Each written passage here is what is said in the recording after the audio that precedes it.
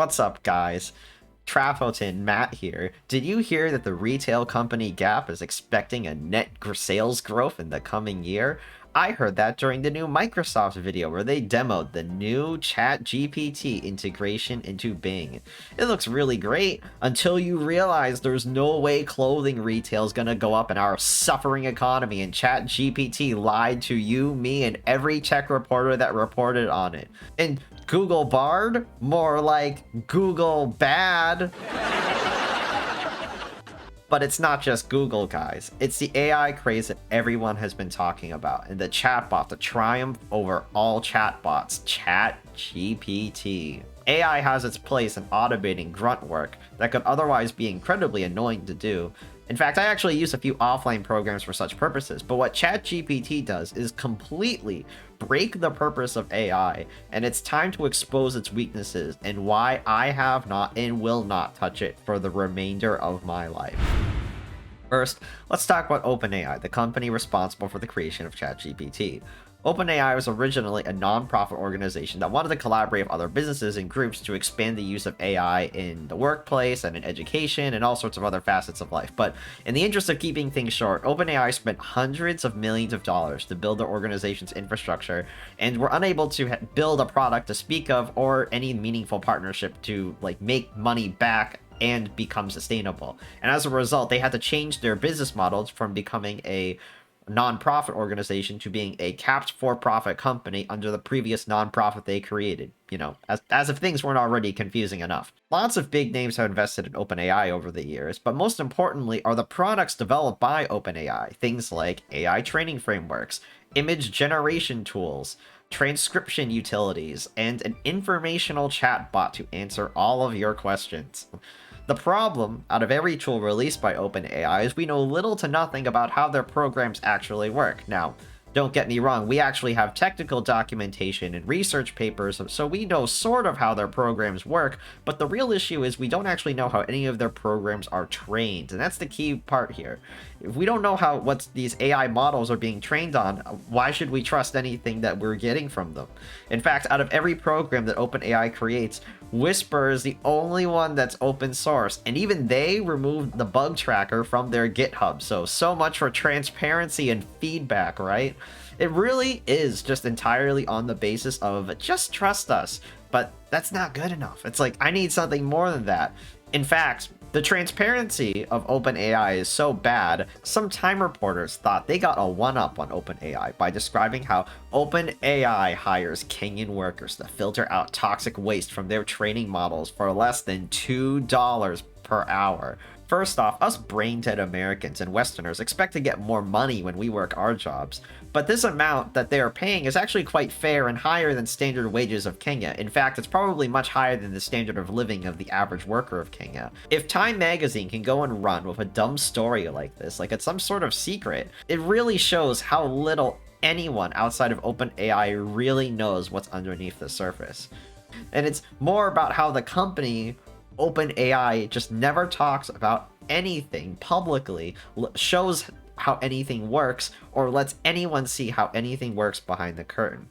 Let's ignore that for a moment. Let's say we don't care about the nitty-gritty details. What about their privacy? I don't think it's fair to test OpenAI security because, if they're not very open, obviously they haven't been public for very long, but I believe they can be judged very fairly for their privacy.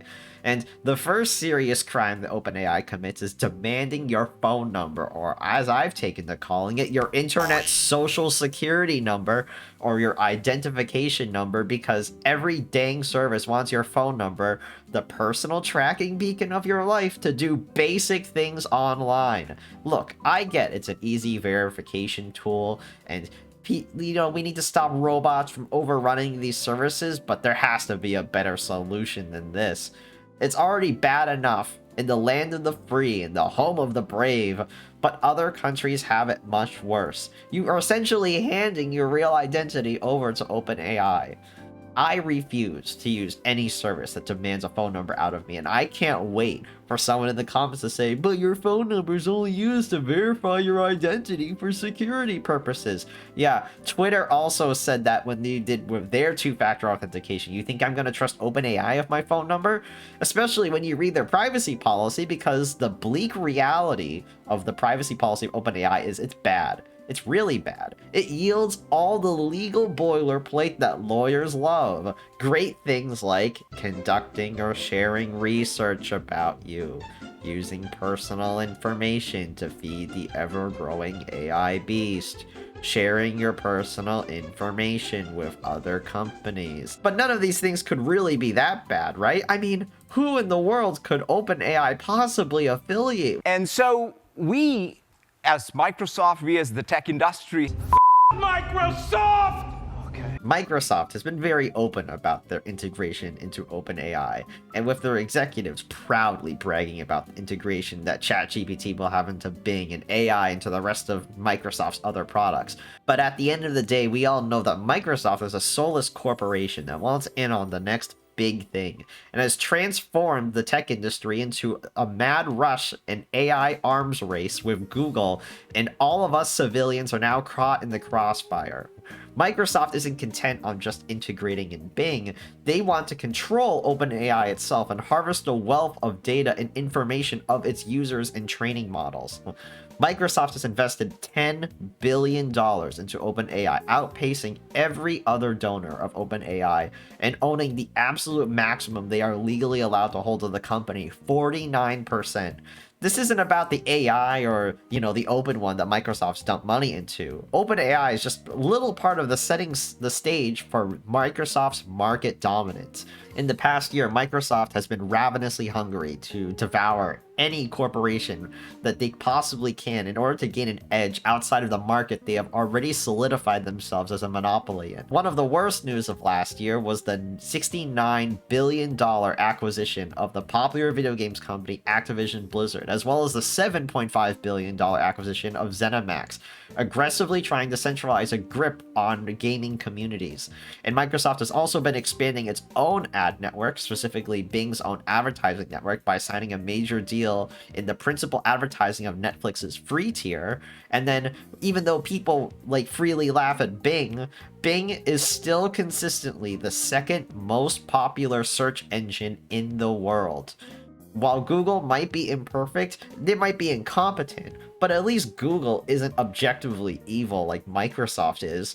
And all of these factors position Microsoft into extending their reach to control more of people's lives outside of the business world.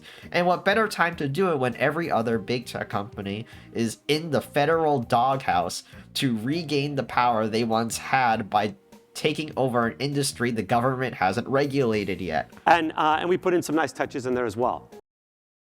The unfortunate side effect of all of this is everyone is talking about how amazing ChatGPT is, and this isn't to downplay because sometimes it is genuinely amazing. But when a system can get so many things wrong, even within the pre-recorded bogus demos created by Google and Microsoft, can we even trust this technology? ChatGPT and GPT-3 have been trained about this for a long time, typically to just create conversational speech or build off of text that has already been pushed out to it.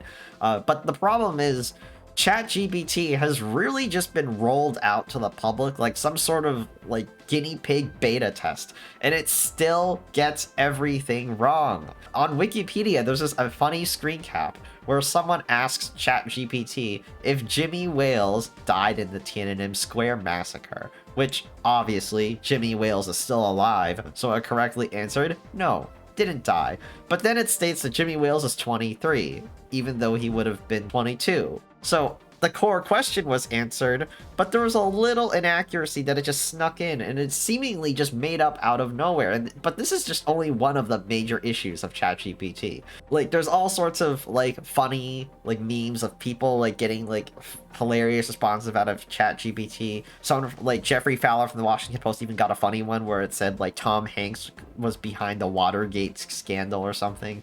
It gets even better. The Bing version of ChatGPT is sort of the same thing, and it's arguably even better. Oh, it can connect to the internet. But the funniest part is it adds this little disclaimer when you ask it questions. Like, but it's a weak excuse to just lead people into overvaluing the artificial intelligence and treating it like an authoritative source. Like, it just knows, like, I just tell it, like I'm running flashcards with a friend. Are you seeing this? Because sometimes people just want their answer. And then there's a problem of legal issues, and the fact that Bing has been giving this training network the access to all of the internet and every page indexed in Bing search. The AI is now going to be trained on material that people never would have imagined and never would have consented to. For example, ChatGPT, and as by proxy, GitHub Copilot, because they both work off of the same models, can generate code when you ask it. So if you want to create like your own shell script to do a particular thing, you can just tell ChatGPT, hey, can you create me a program to do this thing? But what if the code was originally from somewhere else, and that code has a conflicting license to the project that you want to use it in? That would be a big problem, right? If you ask ChatGPT to write you a story, how do you know ChatGPT isn't pulling from material that could hold you liable of plagiarism or intellectual property theft? Guess you better have fun getting sued to find out. Then there's also the ne'er-do-wells on the internet, using it for malware, phishing people, or trying to exploit governmental systems and processes. In fact, this all has gotten so bad that Microsoft has had to limit the questions to 5 heavily neutered responses. And of course, they try to make it all better by just sneaking in little emojis at the end, like, oh, isn't this chatbot so friendly? And in reality, it's just so weird and awkward. That's going to get those pesky troublemakers to stop. More emojis. I'm sure the consequences of rolling out some sort of untested system to the public were totally considered. In the same vein as my complaints about how these big tech companies all race to add employees and put all these free services and then are firing all these employees and are starting to charge for everything again. It's like, seriously, this is the level of competency at the upper levels of these companies. Yeah. Like, that's crazy. All right, that's it. I'm done. I'm never touching Bing. I'm not touching Google Bad or OpenAI. I'm not going to talk about this ever again. I am done.